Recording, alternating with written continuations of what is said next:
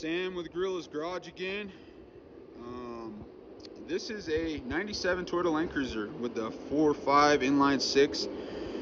She's got about 250,000 miles on her. Customer brought it to me, was thinking about doing an engine rebuild. Kind of declined it. She's a little rough, but actually the body's really straight on it. It's not a bad little ride. Actually it's my real estate agent's son. She brought it to me when I opened my garage. Wanted me to go through it, look at it. Started giving her some prices on some stuff. She wanted to start out kind of small. Radiator was leaking, had some hoses leaking, stuff like that. We kind of knew the motor needed to be resealed, but she wasn't quite ready to pull that off. Well, I pulled the lower radiator hose and oil came out. So she ended up having to bite off a head gasket. Just about to start tearing into it. I got the old radiator out, and that's when I discovered the oil was coming out of the lower radiator hose. Just got approval yesterday. You can kind of see all the gunk built up around there. So I told her it might be a good idea. Let's just pull it out, reseal it. We won't go for a full rebuild unless I find something in there that just absolutely shows me that it needs it without a question.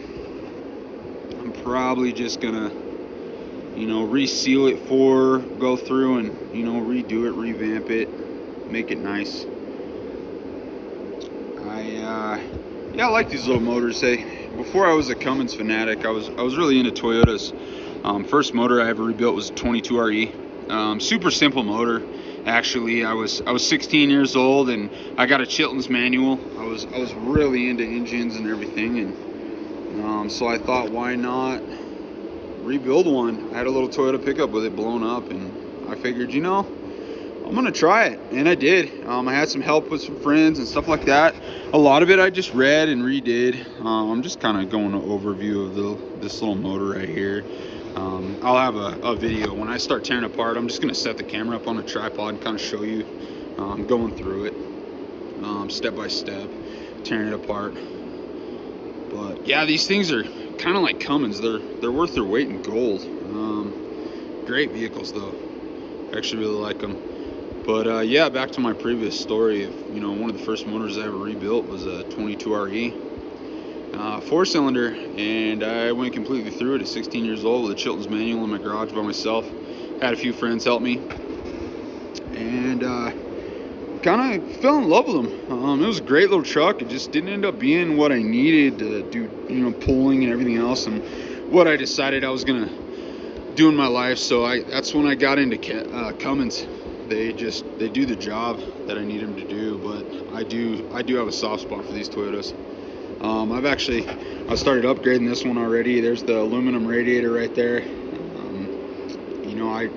I'm a firm believer, if you're gonna go in and do something, you need to upgrade the things that are known to fail. And if you can avoid putting plastic parts back on a vehicle that gets hot and cold every single time you start and run it down the road, that's a good thing. And some of these newer parts, it's just the upgrades are phenomenal compared to what factory replacement is.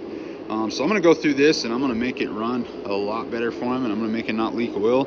Probably have a little better compression, so it's going to lead to having some more power.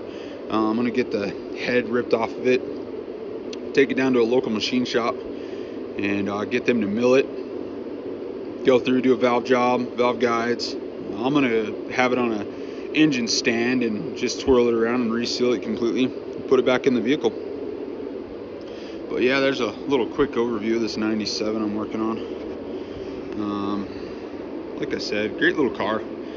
Really good customer of mine. So she's a really sweet lady, and she called me up to see if I could help her out with this. So we're gonna do it. We'll take care of it. This is Sam with Gorilla's Garage. Like and subscribe my videos, and there'll be more to come. All right, thank you guys.